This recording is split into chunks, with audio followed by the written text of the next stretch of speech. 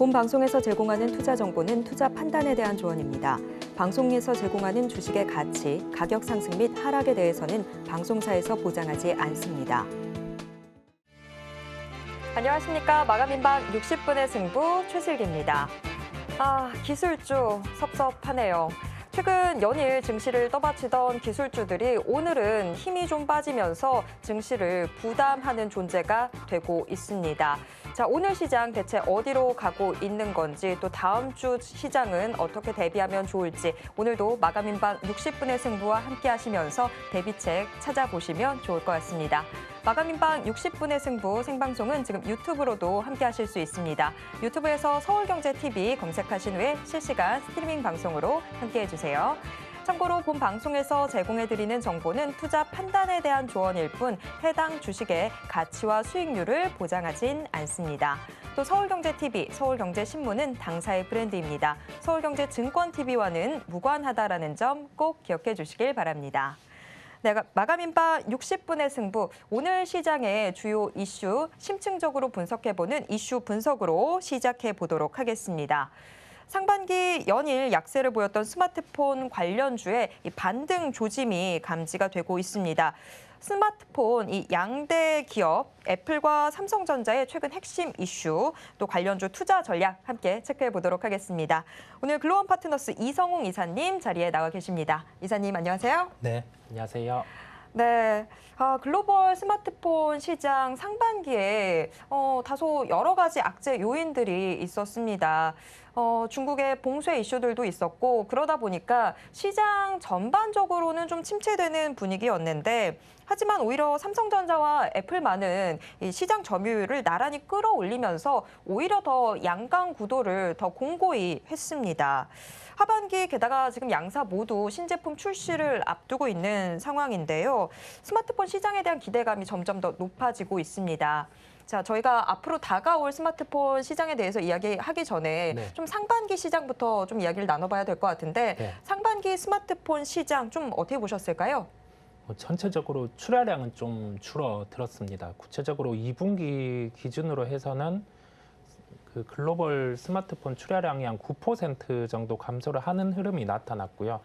이게 뭐 볼륨이 좀 줄어든 상황에서 각사의 시장 점유율이 중요하겠는데, 삼성전자는 전년 동기 대비해서 한 3% 정도 점유율이 올라갔습니다. 즉 구체적으로는 시장 점유율 기준으로는 21%를 차지하게 되겠고요. 애플 같은 경우는 2분기 기준으로 3% 오른 17% 점유율로 2위를 기록을 했습니다. 그리고 나머지 샤오미라든지 오포, 비보, 중국 대표적인 3사 점유율은 전년 동기 대비 하락을 하는 수준으로 나타났습니다. 여기에서 알 수 있는 건 지금 시장 점유율의 변화는 대표적인 두 회사 같은 경우가 증가하고 있고, 중국 쪽 같은 경우는 프리미엄 폰보다는 보급형 폰의 출시가 있다 보니 점유율은 또 하락하는 모습 저희가 확인할 수 있었습니다. 전체적으로 이런 모습을 통해서 알 수 있는 건 점유율의 증대는 있지만 지금 출하량 자체가 줄어들었거든요. 그렇다 보니 이게 실적 측면에서도 애플이라든지 삼성전자에게는 조금 스마트폰 사업으로는 부정적인 요소였다는 결론이겠습니다. 네, 지금 이사님 말씀을 종합을 해보면 결국에 시장 파이의 크기 자체가 좀 줄어들었고, 그 파이를 이 대형 기업들 둘이서 조금 더 많이 나눠 먹게 됐다, 이렇게 정리를 해볼 수 있을 것 같습니다. 그런데 지금 이 삼성전자나 애플이나 양사 모두 8, 9월 지금 신제품 출시를 앞두고 있습니다. 자, 이미 파이 자체가 줄어들어 버렸는데 이 두 기업 중에서 조금 더 파이를 더 먹게 되는 기업은 어떤 기업이 되는 걸까요, 그러면? 지금 삼성전자는 하반기에 폴더블 폰 예정된 부분에 출시가 있겠고요. 애플 같은 경우는 9월에 아이폰 이제 차기 시리즈의 출시가 있습니다. 이 점 비교를 해보면 예상 판매 대수 같은 경우가 양사 모두 특별한 프리미엄 폰의 신제품이 없었어요. 보급형 폰 정도만 출시를 한 단계다 보니까 여기에서 이제 출시 이후에 양사 같은 경우 판매 대수에 대한 체크가 필요하겠고요. 통상 이게 어느 정도 예상치가 판매될지 대수가 책정되고 상반기, 하반기 관련해서 삼성전자 기준으로는 폴더블 폰이 한 2대 정도 출시가 예정이 됐었습니다. 근데 그 판매 대수가 의미가 없어졌다 보니까 지금은 뭐 이제 출시하는 단계 이후에 몇 대가 팔릴지 그거를 보는 게 중요하겠고요. 판매 측면에서 폴더블 폰 같은 경우가 약간은 상대적인 우위에 있습니다. 예, 그렇다 보니 뭐 애플과 관련된 종목도 살펴볼 필요가 있겠지만은 삼성전자의 폴더블 폰과 관련된 그 핵심 부품 그쪽으로 살펴볼 필요가 있다는 결론이겠습니다. 네, 삼성전자나 애플 지금 행보 자체도 좀 네. 다른 모습들을 보여주고 있습니다. 전 세계 시총 1위 기업인 애플이 지금 거시경제 자체가 사업 환경들을 계속 압박하는 환경이 되다 보니까 지금 긴축 경영에 돌입하겠다라는 계획들을 발표를 했습니다. 반면에 삼성전자는 당초에 갖고 있었던 투자 계획들 계속해서 집행해 나가겠다 이런 의사들을 내비치고 있는데요. 뭐 지금 삼성전자라고 해서 이런 거시경제들의 위협에 뭐 흔들리지 않는 건 아닐 텐데 어떻게 해서 지금 애플과 삼성전자가 투자에 있어서 이렇게 다른 행보를 보일 수 있는 건지 그 배경은 뭐가 있을까요? 뭐 각 기업이 가지는 거시 환경에 대한 차이가 있겠지만은 가장 큰 포인트는 두 기업의 이익이 나는 구조가 다르다는 점이거든요. 애플 살펴보면 애플은 그 스마트폰을 팔아서 나는 이익보다 지금 그 소프트웨어 쪽으로 이익이 발생할 수 있는 그 점을 공고히 해 놓다 보니까 이 거시 환경에 대해서 뭐 판매에 대한 축소, 긴축 뭐 이러한 환경을 계속 보이는 것으로 저희가 알 수 있겠고요. 삼성전자 같은 경우는 좀 애플의 시스템과는 다르다 보니까 뭐 적극적인 긴축 뭐 이 부분보다는 그 하반기에 출시 예정되었던 폴더블 폰을 그대로 출시하는 것으로 보입니다. 즉 결론적으로 보면 이익에 대해서 발생하는 게 단순한 뭐 판매로 인해서 발생을 하는지, 그다음에 그 이외의 소프트웨어 단에서 발생을 하는지 그 여부에 따라서 양 기업의 거시 환경에 대한 관점, 그 차이가 보인다는 결론이겠습니다. 네, 확실히 지금 두 기업 자체의 뭐 사업 구조적인 측면이나 크게 시장을 바라보는 시각 자체에서 좀 차이가 나오다 보니까 이런 결과가 나오는 것 같은데 네. 그런데 애플이 앞으로 다가올 수 있는 네. 이 경기 둔화 우려에 대비해서 좀 긴축 경영을 하겠다 이런 이야기들이 시장에 보도되면서 네. 이미 국내에서 이 애플 관련주들이 다소 좀 충격을 받았잖아요. 네. 이 애플 관련주들, 국내 애플 관련주들 좀 추가적인 대응이 필요하다고 보시는지 주요 관련주들 흐름 같이 좀 짚어주시죠. 네, 대표적으로 뭐 LG이노텍, BH 이런 종목들이 있는데요. 그날 긴축에 대한 요인을 발표하고 우리나라 시장이 열릴 때 주가가 한 5% 정도 그 이상 하락을 했었어요. 근데 그 하락을 하고 나서 그 다음 날 거래일, 다다음 날 뭐 이런 식으로 해서 다 만회를 하는 흐름이 나타났거든요. 뭐 결과론적이긴 하지만 여기에서 알 수 있는 점은 경영에 대한 긴축 뭐 이 부분인 거지 새롭게 뭐 신제품 출시나 그런 부분에 대해서는 뭐 확 줄이거나 그런 요소는 아니다 보니까 시장이 합리적으로 그 점을 판단을 한 것 같습니다. 여기에서 볼 수 있는 점은 그 애플 같은 경우는 구체적으로 뭐 실적에 대한 부분이라든지 그걸 뚜렷하게 공개를 하지는 않아요. 그만큼 자신이 있는 거고, 그다음에 경영 자체도 긴축 부분을 할 수 있지만은 뭐 신제품 스케줄이 밀릴 수는 있는데 이게 아예 취소가 되는 건 아니다 보니까 주가의 회복은 빠르게 나타난 것으로 보입니다. 네, 뭐 지금 사업적인 측면에서라기보다는 다가올 수 있는 악재에 미리 좀 대비를 하겠다라는 측면에서 시장도 같이 좀 빠져나오는 그런 모습들을 보여줬습니다. 더군다나 여기에 조금 보탬이 됐던 소식이 애플이 그래도 중국 시장에서는 선전을 했다라는 뉴스들이 발표됐던 부분들이 좀 도움이 되지 않았나 싶은데요. 증권가에서는 이 소식을 가지고 스마트폰 업황이 이제는 좀 바닥을 지나가고 있는 것 같다. 이런 평가를 내리기도 했는데요. 이사님은 여기에 대해서 좀 어떻게 보시는지 하반기에 이 스마트폰 관련주들 접근 유효하다고 보십니까? 뭐 출하량과 관련해서 증가는 나타났고요. 이 데이터 자체가 전년 동기 대비해서 돌아섰다는 점이 중요한 것 같아요. 전월 대비해서는 당연히 돌아서는 거거든요. 왜냐하면은 중국에 특별히 이게 판매와 관련된 그 날이 있다 보니까 6월에는 이 점이 나타난 건데 이런 데이터를 통해서 보면 어느 정도 그 바닥이 형성이 됐다는 그 하나의 요인은 보이는 것 같습니다. 다만 확인해야 될 건 재고 같은 경우가 확실히 소진됐는지 그 여부에 대한 확인이 필요하겠고요. 주가에 대해서 접근을 한다고 하면은 그 신제품의 출시 관련된 스케줄에 맞춰서 관련주를 접근할 필요가 있다는 점이겠습니다. 삼성전자를 중심으로 보면은 폴더블과 관련해서 KH바텍이라든지 파인테크닉스 이런 종목을 볼 수가 있겠는데 두 종목 같은 경우가 대표적으로 폴더블 폰에 들어가는 그 부품 요인이에요. 이 폴더블 폰이 중요한 게 이 접히는 네. 그 요소가 중요하다 보니까 주목이 되는 기업이라고 할 수 있겠고요. 나머지 카메라 모듈이나 그런 건 말씀을 드리지 않는 이유가 카메라 모듈과 관련해서는 단가가 계속 떨어지고 있거든요. 그래서 그거를 탑재를 하는 판매를 하는 기업 같은 경우는 매출은 올라갈 수 있는데 이익은 이제 크게 기여가 안 되는 그 부분입니다. 결론적으로 보면 폴더블과 관련된 종목을 볼 필요가 있는데 핵심적인 부품 같은 경우는 그 마진이 깎이거나 그런 부분이 적거든요. 그래서 힌지와 관련된 그 부분을 볼 필요가 있다는 결론이겠습니다. 네. 지금 하반기 스마트폰 출시 대전이 8, 9월 나타날 것으로 예상이 되고 있는데 특히 그 부분들과 관련해 봤을 때는 폴더블 폰 관련주들 좀 주목해서 챙겨보시면 좋을 것 같습니다. KH바텍, 파인테크닉스 여러 종목들이 또 있죠. 그런데 스마트폰 산업에 악재가 되었던 부분들이 여러 가지 있습니다만 금리 상승 기조를 또 빼놓을 수가 없겠죠.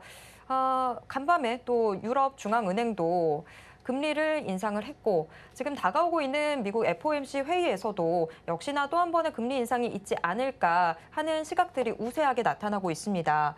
지금 거의 도미노처럼 각국 중앙 정부들이 금리를 인상하는 그런 분위기들 나오고 있는데요. 네. 이런 게 스마트폰 시장에 또 한 번 발목을 잡지는 않을까 제가 괜히 또 걱정이 되거든요. 이 부분은 어떻게 보시나요? 네, 충분히 가능합니다. 이게 경기 침체나 소비와 관련된 이슈가 부각되면은 먼저 움직였던 주가 같은 경우가 하락을 할 수 있겠고요. 선행해서 또 다른 소비기는 하지만 미국의 소매와 관련된 기업들 대표적으로 주가가 하락하는 걸 저희가 봐왔잖아요. 그렇다 보니 이게 관련된 종목들, 폴더블과 관련된 종목들을 수혜를 볼 수 있지만은 무조건 긍정적으로 봐서는 안 되겠고요. 이게 시장이 안 되면 아무리 좋은 종목이라도 주가는 안 될 수 있습니다. 저희가 그거를 생각을 해야 되겠고 대신에 지금의 시장 같은 경우가 불안감이라든지 부정적인 양상을 시장에 반영해서 반등이 나온 그 측면이기 때문에 그래도 하반기를 놓고 봤을 때는 폴더블과 관련된 종목들 같은 경우는 아예 안 된다 이 시각보다는 그래도 긍정의 손을 한번 들어줄 수 있는 그 요소라고 할 수 있겠습니다. 네. 그러면 시장 전체에 대해서는 역시 좀 더 조심스러운 접근 보여주셨지만 폴더블과 관련해서는 그래도 조금 희망 섞인 이야기들을 해주셨어요. 네. 지금 이 스마트폰 부품주, 특히나 폴더블 폰, 이 수요 증가로 인해서 폴더블 폰 관련주들 많은 분들이 또 이미 주목을 하고 계십니다. 주요 관련주들 최근 추세 한번 좀 짚어주시죠. 네, 대표적으로 말씀드렸던 종목들 이어서 말씀드리면 KH바텍 같은 경우는 7월 저점 대비 약 20% 정도 주가가 상승을 했고요. BH 같은 경우는 7월 저점 대비해서 한 10% 정도 상승을 하는 흐름이 나타났습니다.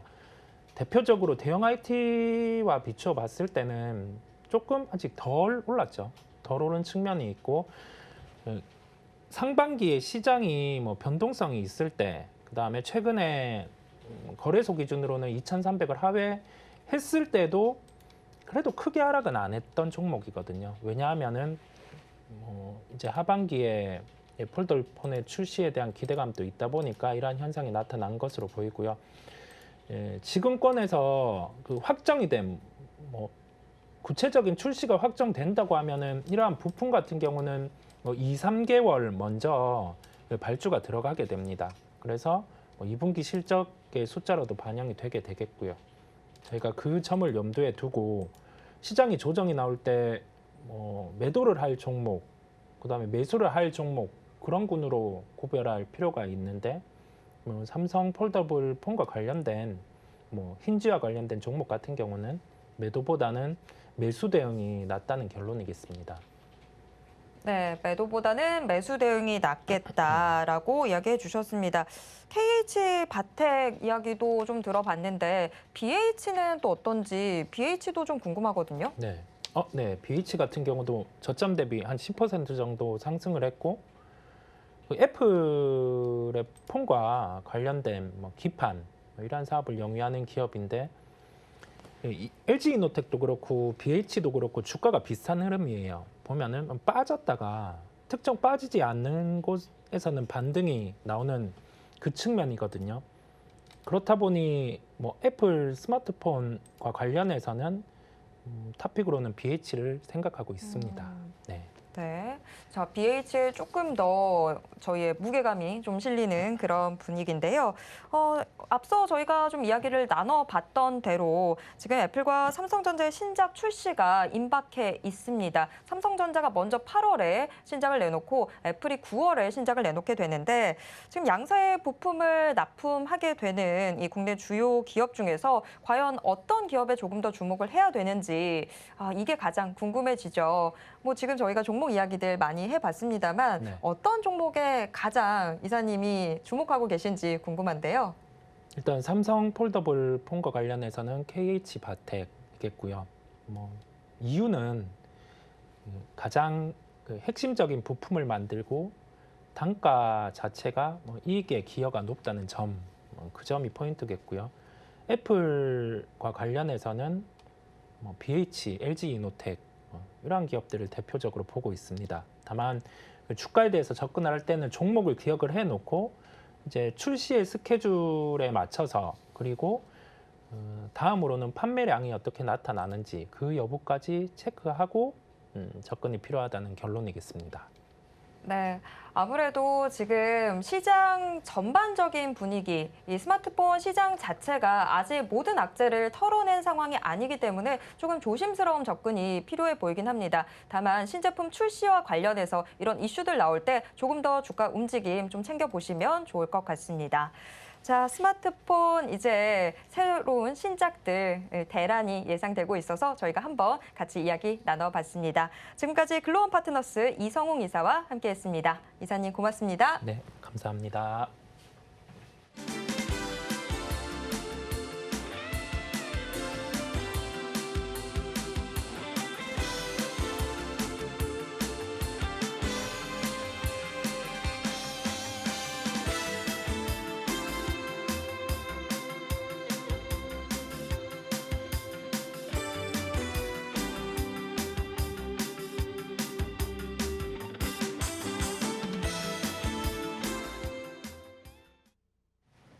마감까지 얼마 남지 않은 이 시간 오늘 시장을 움직인 주요 키워드와 특징주들 함께 짚어보는 키워드 식스센스 시간 가져보도록 하겠습니다. 오늘 키워드 식스센스 인베스팅 코리아의 민푸름 연구원과 함께하겠습니다.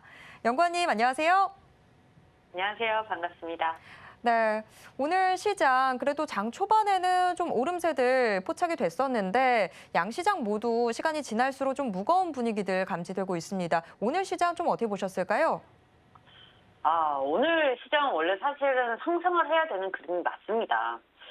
미증시가 이제 상승 마감을 했고, 사실 뚜렷하게 이제 테슬라나 리비안 이런 쪽 이제 주요 종목들이 좀 급등세를 보이는 김에 이제 우리나라도 같이 좀 호조세를 보여도 충분한 시장이었는데, 오늘 코스피에서 기관이 굉장히 매도세가 강했죠. 오늘도 사실 저는 그렇게 생각합니다. 동학개미들이 이 와르르 쏟아질 거를 조금 막았다라고 저는 보고 있는데 지금 글로벌 증시는 반등 구간입니다.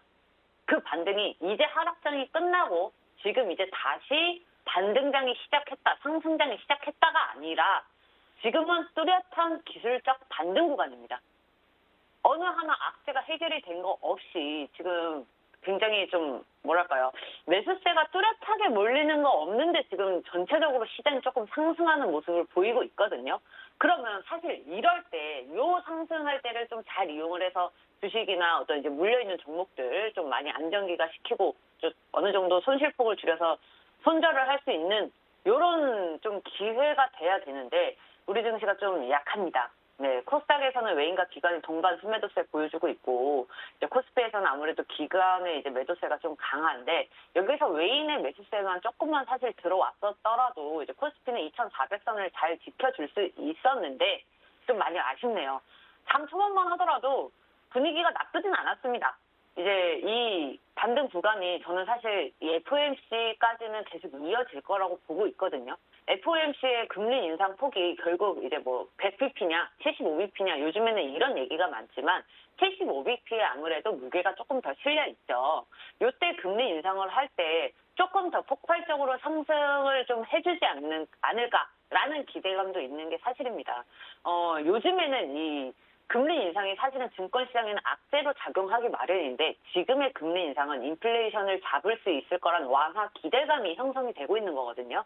그래서 이 시기를 저는 되게 굉장히 중요하게 잘 이용해야 된다고 생각을 하고 있습니다. 네, 어찌됐든 지금 이제 다음 주에 있을 FOMC 요걸로 인해서 이제 다음 주에는 조금 시장이 전반적으로 좀 이제 관망세가 짙을 것으로 예상이 되고 있습니다.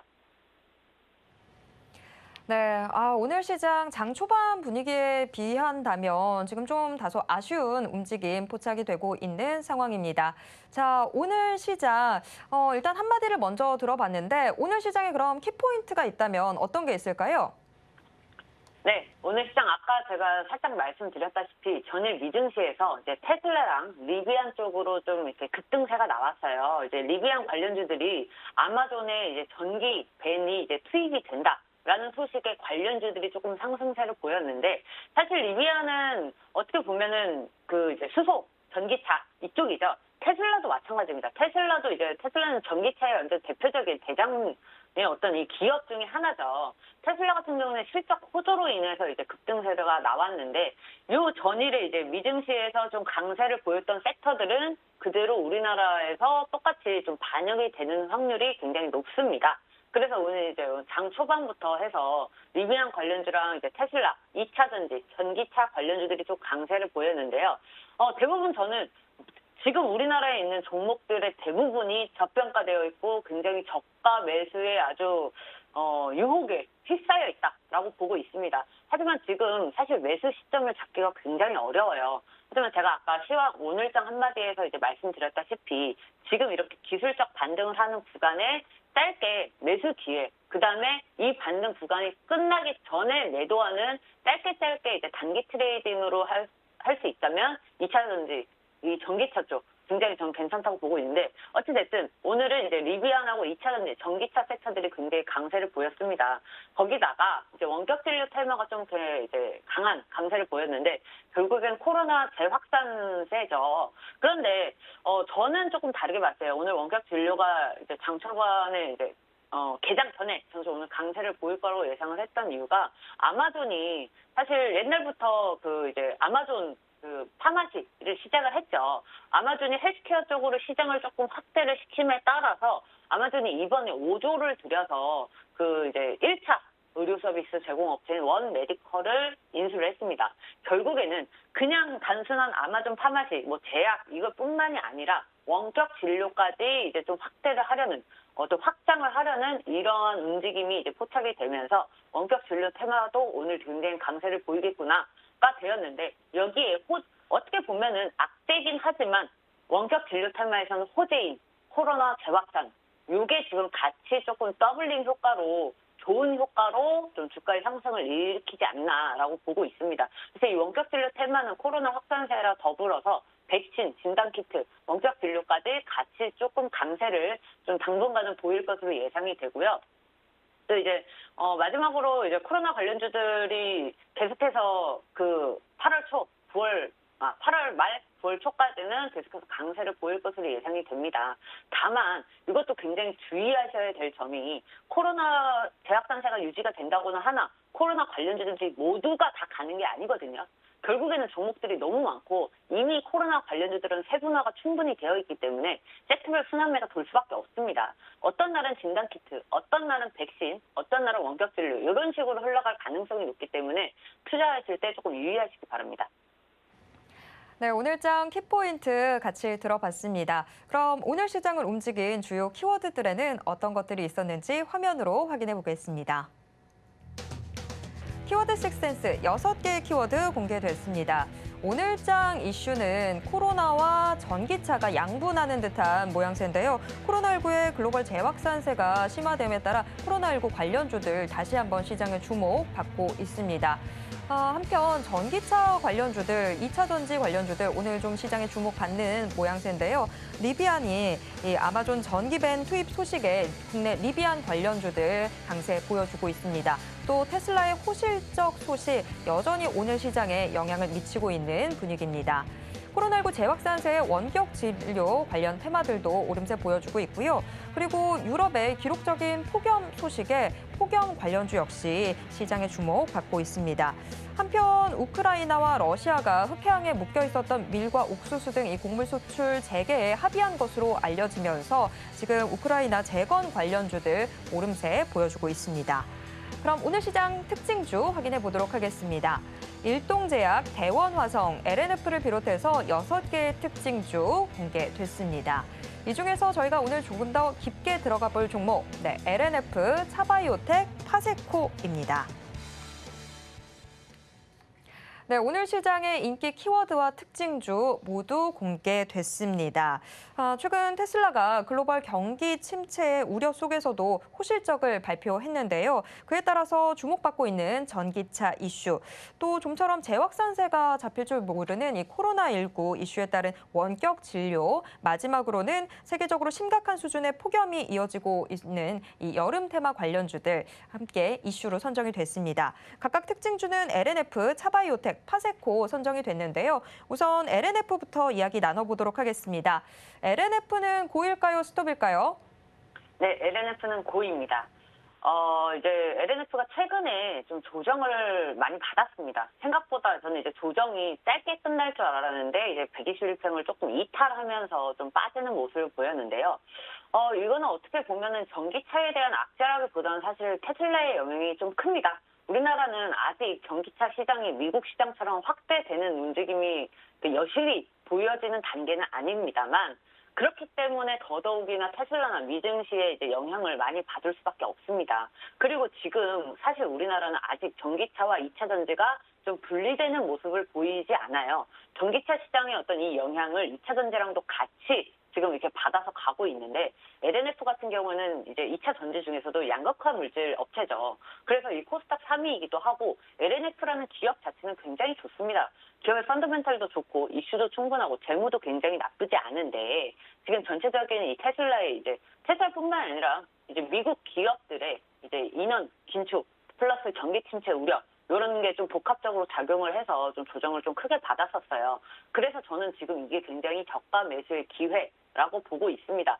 그 전에는 사실 이 LNF가 조정을 받기 전에 30만 원까지는 충분히 올라가더라도 올라갔다가 좀 조정을 받는 게 맞다고 생각을 했는데 워낙 글로벌 시장 하방 압력이 강하는 바람에 30만 원을 도달하지 못하고 조정을 받아서 저는 지금 좀 보유하지 못했던 분들이 지금 굉장히 좋은 매수 기회가 아닌가라는 생각을 갖고 있으나 시장이 지금 하루아침에 색깔이 굉장히 다양하게 바뀝니다. 그래서 이 위험도 충분히 있기 때문에 이 역시도 LNF를 그런 30만 원 보고 진입을 하라는 말씀이 아니고요.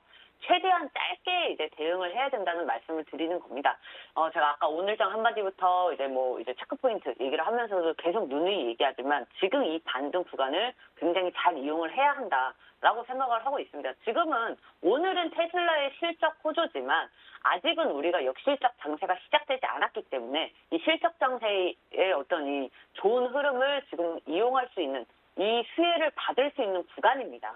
전기차 쪽은 계속해서 실적이 나쁘게 나올 수가 없어요. 아직은.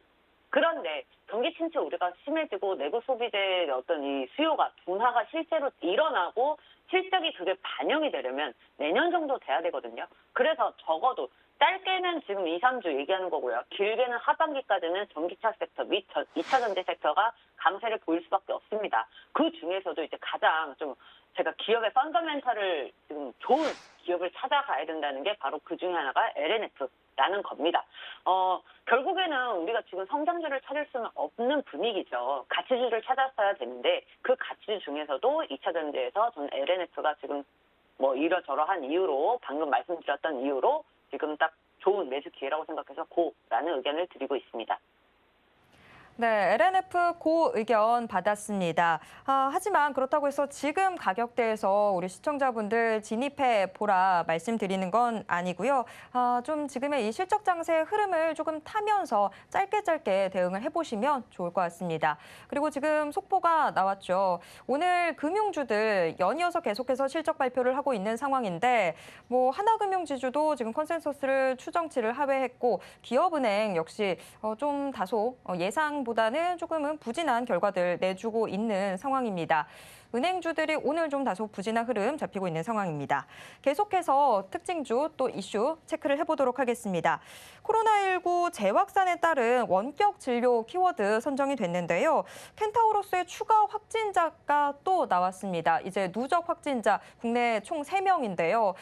우려가 더해지고 있는 상황입니다. 이런 가운데 지금 관련 특징주로 차바이오텍 뽑아주셨는데 차바이오텍은 고일까요, 스톱일까요? 네, 차바이오텍 고입니다. 차바이오텍이 이제 그 원격 진료 태박 관련주에 속해 있기도 하지만 이 원격 진료에 속해 있는 관련주들이 굉장히 많거든요. 그 중에서도 이제 시청도 어느 정도 이렇게 튼튼하고 좀 기관이 관심이 가질 수 있는 종목들을 이제 선별, 결국엔 옥석 가리기가 굉장히 중요한 시점이라고 저는 생각을 하고 있습니다. 특히나 코로나 관련주들은 더더욱이요. 지금 이 차바이오텍뿐만 아니라 원격 진료 관련주들은요. 대부분 대하락 추세입니다. 완연한 하락 추세고요. 지금 종목 중에서 사실 완연한 하락 추세가 아닌 종목들이 많지 않죠. 그 중에서도 원격 진료 테마는 사실 힘을 못 쓰고 있는데 이 코로나19 확산세에 더불어서 제가 아까도 말씀드렸다시피 아마존이나 또 다른 기업들, 그다음에 하반기에서는 제약 바이오들이 이제 강세를 보이는 움직임, 또 상승으로 이제 전환하는 요 분위기 속에서 원격 진료도 같이 저는 수혜를 좀 받을 거로 예상이 되고 있습니다. 그렇다고 해서 이 대하락 추세를 깨고 추세 전환에 성공을 한다라고 길게 그렇게 보진 않아요. 지금 주가는 이제 15,800원에 오늘 종가를 이제 동시호가 시간이죠.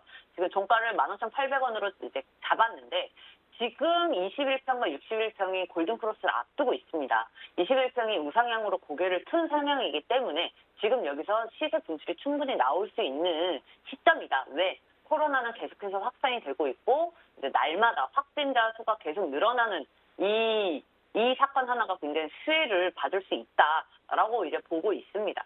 결국에는 차트와 이슈가 받쳐주기 때문인데요. 그 중에서도 이제 차바이오텍 같은 경우에는 이제 뭐 재무도 나쁘지 않고 이 저평가된 글로벌 세포 치료제에서도 이제 강자라고 부르고 있거든요. 왜냐하면 이 회사 같은 경우에는 지금 7개 국에 이제 86개 임상기지를 구축 중입니다. 거기다가 이제 2021년 기준 국내에서 가장 많은 수주 건수를 기록을 하고 있거든요. 미국, 일본, 호주, 싱가포르 뭐 이제 우리나라는 당연하고요. 다수의 이제 종속 기업이 있고 이 올 2021년 매출 비중의 75% 이상이 해외 메디컬 사업을 차지하고 있습니다. 거기다가 최근에 이제 바이오 US로부터 이제 그 NK 세포 치료제의 기술 수출을 논의 중에 있는 소식이 이제 이런 호재들이 또 받쳐주고 있기 때문에 이 각종 호재들의 좀 주가의 상승을 좀 예견할 수 있지 않을까라고 생각을 하고 있고요. 지금 이 61평과 21평의 골든크로스를 앞두고는 있으나 지금 장기 이평선이 17,000원 부근에 121평, 19,000원 부근에 241평이 있기 때문에 여기까지 이제 보는 거는 조금 무리가 있지 않나라고 생각을 하고 있어요. 만약에 이 기술 수출이 확정이 되고 연이어서 좀 이 임상이나 어떤 이 신약에 관련된 호재가 조금 더 받쳐주게 된다면 추가적인 이 장기 이평선까지 돌파할 수 있는 힘을 갖추게 될 거지만 워낙에 지금 글로벌적인 시장 하방 압력이 강한 상태이기 때문에 거기까지 그렇게 길게는 보지 않되 짧게 121평에서 이제 1차로 저항 받을 수 있는 라인까지 이렇게 좀 단기적인 트레이닝 개념으로 이렇게 잡는 것도 굉장히 나쁘지 않다라고 보고 있기 때문에 고라는 의견을 드립니다. 네, 마지막 특징주 빠르게 확인해 보도록 하겠습니다. 마지막 특징주 파세코 뽑아주셨는데요. 파세코 고일까요, 스톱일까요? 네, 파세코는 스탑입니다. 지금 이 폭염 때문에 유럽의 폭염 소식이나 우리나라도 그렇고 지금 여름이기 때문에 이 여름 테마주가 지금 뜬다? 굉장히 저는 사실 조금 의아해요. 왜냐하면 지금 이미 여름 테마주는 4, 5월 달에 들어가야지가 맞는 거고 우리는 이미 그때 이제 이 글로벌의 증시 충격으로 인해서 이런 여름 테마주들이 이제 시선을 못 받았죠. 그래도 갔습니다. 그래도 갔는데 지금 이 하루하루 어떤 이 폭염 소식이 물론 내일이나 다음 주에나 그 다음 주에도 다음 달에도 이 소식은 들릴 거지만 이 소식 하나로 좀 이렇게 들어가기에는 굉장히 좀 위험하다. 변동성이 굉장히 큰 종목 중에 하나고 테마성의 성격도 이 테마주 중에서도 좀 굉장히 강하기 때문에 저는 스탑이라는 의견을 드리고 있습니다. 결국에는 지금 이 기술적 분석으로 보더라도 지금 이평선을 다 이탈을 한 상태였거든요. 지금 단기 이평선만 조금 돌파를 하고 다시금 좀 회복하려는 모습을 보이고 있지만 이미 추세는 하락으로 이제 진입을 했기 때문에 좀 접근할 때 굉장히 주의하셔라라는 의견 드리고 있습니다. 네, 파세코까지 오늘 특징주 모두 확인해 봤습니다. 지금까지 민푸름 연구원과 함께했습니다. 연구원님 고맙습니다. 감사합니다.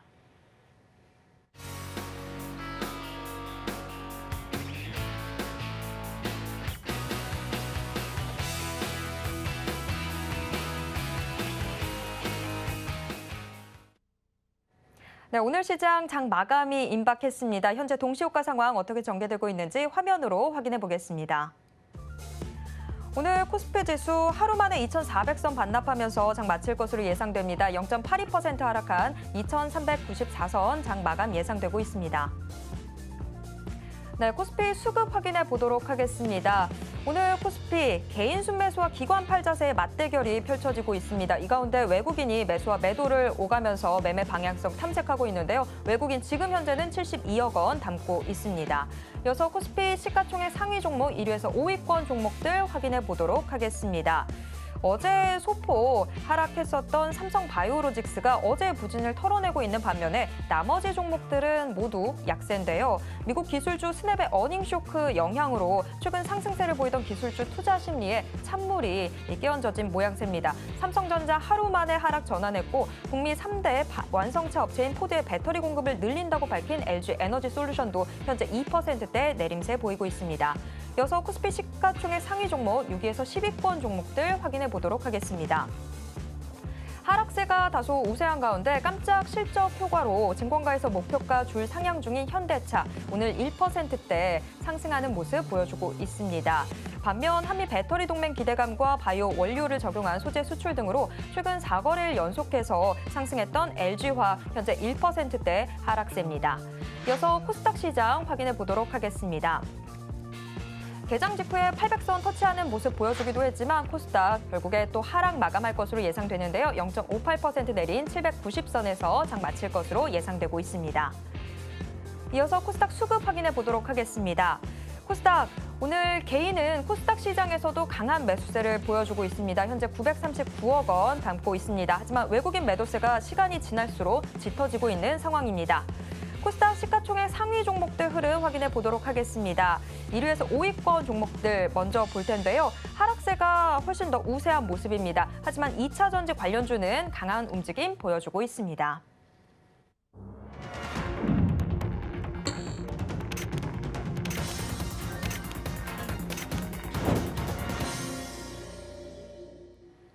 네, 오늘 시장 장 마쳤습니다. 장 마감 후에는 이정수 파트너의 신의 한 수 만나봐야죠. 서울경제TV 리드온 이정수 파트너가 매일 장 마감 이후 시장 분석과 특징주들 함께 짚어드리고 있습니다. 지금 이정수 파트너 연결돼 있는데요. 이정수 파트너님 안녕하세요. 네, 안녕하세요. 신의 한 수의 이정수 파트너입니다. 네, 오늘 시장 장 초반까지만 해도 그래도 비교적 분위기 괜찮았는데 결국에 하락 마감하는 모습 보였습니다. 오늘 시장 좀 어떻게 보셨는지 가져오신 특징주와 함께 분석 부탁드립니다. 네, 자, 오늘 시장은 일단 다음 주 화요일 날에 있을 FOMC에 대한 역시 영향이 있을지 없을지는 모르지만 일단은 조심은 해야죠. 그래서 눈치를 보는 것 같아요. 어떻게 될지는 모르니까. 그래서 그거에 따른 지금 시장이 조금 더디게 움직였던 건 사실이면요. 어제 미국 시장이 지금 차트를 보면은 다우존스는 32,000을 넘겼고요. 나스닥도 어제 이미 정고점을 돌파를 하고 오늘 새벽에도 이렇게 강세를 보여줬다면 S&P도 마찬가지고 반도체 지수도 이 정도의 강세를 보여줬다면 오늘 우리나라 시장의 업종들의 종목들은 조금 더 이것보다는 강하게 움직여야 되는 게 맞는 건데 그러지를 못했다는 얘기예요. 움직여야 될 애들이 움직이지 못했고 조금 좀 소심하게 움직였는데 뭐 FOMC 때문에 그런 거라면 이제 FOMC 때 미국 시장이 잘 버티는지를 확인을 하고 괜찮으면은 움직임이 다시 나올 겁니다. 그런데 반대로 그때에서 빠지기 시작하게 되면 우리나라 시장의 종목들은 올라간 것도 없이 당연히 떨어지겠죠. 해외 시장은 많이 올라갔으니 우리나라 시장은 억울하게도 올라간 것도 없이 떨어질 수도 있는데 그래서 이제 FOMC에 앞두고 이 리스크를 가져가지 말고요. 오늘 그래서 현금화 대응을 20-30% 하라고 이거는 장이 지금 단기 조정으로 들어가거나 빠지고 있어서 그런 게 아닙니다. 혹시 모를 조정이 언젠가는 시작될지도 모르니까 그 언젠가가 내년이 될지 내일이 될지 모르니까 그냥 20-30%를 현금화하라고 했는데 그러니까 수익난 종목들에 대해서 현금화 대응을 하시면 되는 거고요. 만약에 수익난 종목이 전혀 없다. 그러기도 쉽지도 않은데 왜냐하면 6월 대비 6월 말일 대비 7월 초 대비 지수는 올라왔고요. 코스닥도 올라왔고 대부분의 종목들도 올라왔습니다. 근데 안 올라가는 애들도 있어요. 안 올라가는 애들도 있지만 그래도 손실이 줄은 상태에서 내지는 수익이 난 애들을 가지고 현금화 대응을 20-30%를 했다면 그러면은 이제 편안하게 주말을 보내고 다음 주 화요일, 수요일 FOMC 때 빠지는지 안 빠지는지 확인을 하고 빠지면 현금화를 더 하면 됩니다. 안 빠지고 올라가면 주식을 사면 됩니다. 그러니까 매매할 자금에 항상 20-30%는 남겨두는 게 저는 일단 좋다라고 생각이 돼서 항상 변곡점 앞에서는 현금화 대응을 하라고 말씀을 드리는데 아직 미국 시장은 상승에 있어요. 상승에 있고 그리고 우리나라 코스피도 그렇고 업종의 대표주들도 아직 그렇게 조정이 뭐 세게 들어오겠다라는 그런 시그널이나 그런 뉘앙스는 없습니다. 코스피도 5일선 이탈도 안 나왔어요. 계속 이게 올라갈지 안 올라갈지 그건 가봐야 되는 거지만 아직 뭐 이렇게 코스닥이고 코스피도 아직 5일선 이탈의 모양이 안 나왔기 때문에 다시 양봉으로 뻗을 수도 있는 거죠. 그런데 현금화 대응 20-30% 하라고 한 겁니다. 그러니까 더 정확하게 얘기하면은 시장이 단기 조정이 시작되면 당연히 20-30% 무조건 해야 되는 거고요. 50%까지 확대할 필요가 있는 건데 그건 단기 조정이 시작이 되면. 근데 지금은 단기 조정이 아니고 단기 상승 방향으로 계속 상승을 하고 있는 과정 속에 있는 겁니다.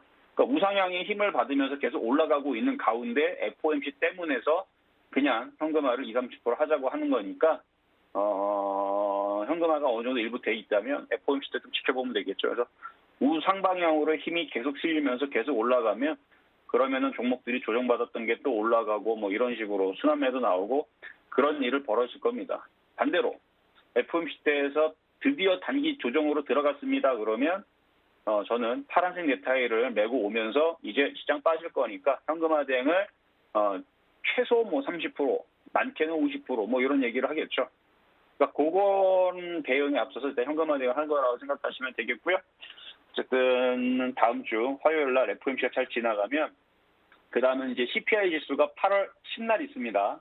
수요일 날인데 8월 10날 CPI 지수, 미국 소비자 물가 지수, 그거 지표 봐야 될 것이고, 그 다음 이제 9월 20일, 21일, 또 FOMC, 그거 이제 지표 나오는데, 그때만 잘 넘기면은 좋을 건데, 그런 변곡점을 앞두고 분명히 시장이 한 번은 흔들릴 수 있으니까, 항상 그런 변곡점 앞서서는 현금화 대응을 일부 하는 것도 하나의 대응의 방법이니까 말씀을 좀 드려봤고요. 자, 그러면 오늘 종목 두 가지 살펴보도록 하겠는데요. 자, 먼저는 하이브라는 종목. BTS, 방탄소년단. BTS 이제 수석 관련 회사죠. 그래서 지금 걸그룹을 지금 데뷔를 시키려고 지금 이슈가 있더라고요. 그래서 새 걸그룹 뉴진스라는 새 걸그룹인데 뭐 데뷔곡은 어텐션이라고 합니다.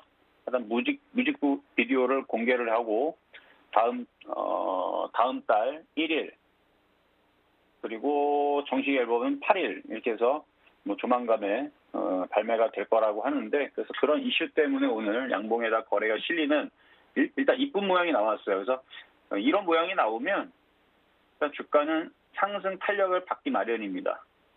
근데 지수가 가만히 있어야 돼요. 가만히 있거나 상승을 해줘야 되고 FOMC 때 흔들리면 당연히 조정받겠죠. 만약 조정받으면 사면 되는 거고 FOMC 때 별일 없으면 이런 종목을 좀 더 공략을 하거나 오늘 샀던 사람들은 뭐 20만 원 전까지 노려보셔도 괜찮을 것 같습니다. 자, 다음은 이제 하나 에어로스페이스. 지금 얘기하는 것들은 추천주로 드리는 게 아니에요. 분석만 해드리는 겁니다. 하나 에어로스페이스. 자, 하나그룹 방산계열 통합 검토라는 이제 소식이 나왔는데 일단은 전일 마감 후에 풍문 또는 이제 그런 부분들에 대해서 얘기를 하라 그랬더니 그러니까 그런 부분이 있느냐 사실이 있느냐 그런 풍문에 대한 소문이 들렸다라는 거죠. 그래서 하나그룹이 방산계열을 통합하면서 한국판 로키드 마틴을 꿈꾼다라는 이제 그런 얘기들이 돌아가지고 그런가 했더니 아직까지 그러니까 하나 입장에서는 그런 얘기에 대해서는 아직까지 확정된 사안은 없다 이렇게 밝혔거든요. 근데 안 한다는 아니고 아직까지는 그렇죠. 아직까지는 그런 생각에 대한 사안에 대한 뭔가 구체적인 그런 부분이 없다라고 밝혔다 뿐이지 솔직히 시간이 지나고 나면은 모르는 겁니다. 로키드 마틴사처럼 그렇게 방산계열을 통합해갖고 할지도 저는 왠지 할 것 같은 느낌인데 이건 저의 느낌인 거고 어쨌든 뭐 그런 확정된 사안은 없다고 얘기했지만 약간 뉘앙스를 좀 풀리기는 했어요. 어쨌든 그래가지고 하나 에어로스페이스와 하나 디펜스 그다음에 하나 방산 부분의 통합을 검토 중인 것으로 좀 전해진다는 소식이 있었고요. 하나 에어로스페이스의 100% 지분을 가진 하나 디펜스를 흡수를 하고 하나에서 인적 분할한 방산 부분도 합병을 하는 방식이 유력하다.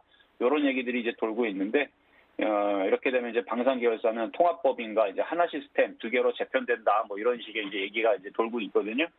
어쨌든 방산주들은 저는 좋다고 봅니다. 그래서 이런 거 조정받으면 공략해볼 만해요. 어쨌든 이것뿐만 아니라 다른 애들도 마찬가지고요. 자, 그럼 이제 세 번째, 자 실전 매매 정수에서 말씀드렸던 종목 보험주인데요. 만약에 FOMC에서 시장을 흔든다 그러면 보험주들은 그래도 잘 버틸 것 같은 느낌이 듭니다. 왜냐하면 시장이 흔들리면 결국은 금리 인상 이슈 때문에 그런 거니까. 그래서 이거 좀만 더 가져가도 괜찮을 거다 말씀을 드렸는데요. 어제까지는 7.2% 수익이었는데 오늘 7.9%까지 올라왔거든요. 살짝 눌려도 더 올라갈 수 있어 보이니까 보유하셔도 괜찮을 것 같다 말씀을 드리면서 자 그럼 이제 시장 점수 말씀드립니다. 자 시장 점수는 어제와 동일해요. 80.9. 매수 포인트는 조금 점수가 깎였어요. 금요일이니까 FOMC가 있으니까 매수 포인트는 80.5. 그리고 방산주들 좋아요. 조정받으면 잘 한번 보시면서 85.5 평가하도록 하겠습니다. 자 여기까지 이정수의 신한수였습니다. 네, 결국 다음 주 초반에는 또 모든 이슈를 미국 FOMC 회의가 집어삼킬 것으로 보입니다. FOMC 회의 결과가 결국에 증시 변곡점이 될 것으로 보입니다. 자, 이정수 파트너와 장중에도 함께 하고 싶으신 분들은요. 문자 받는 사람 번호에 샵 0082 입력하신 후에 신의 한 수라고 적어서 문자 보내주시길 바랍니다. 지금까지 이정수 파트너와 함께했습니다. 파트너님 고맙습니다. 네, 감사합니다. 네, 마감인방 60분의 승부 또 1시간 숨가쁘게 달려왔습니다.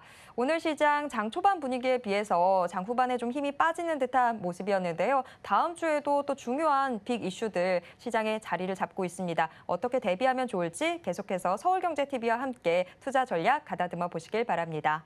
참고로 본 방송에서 제공해드리는 정보는 투자 판단에 대한 조언일 뿐 해당 주식의 가치와 수익률을 보장하진 않습니다. 또 서울경제TV, 서울경제신문은 당사의 브랜드입니다. 서울경제증권TV와는 무관하다라는 점 꼭 기억해 주시길 바랍니다. 네, 오늘도 함께해 주셔서 고맙습니다. 저는 다음 이 시간 다시 찾아오도록 하겠습니다.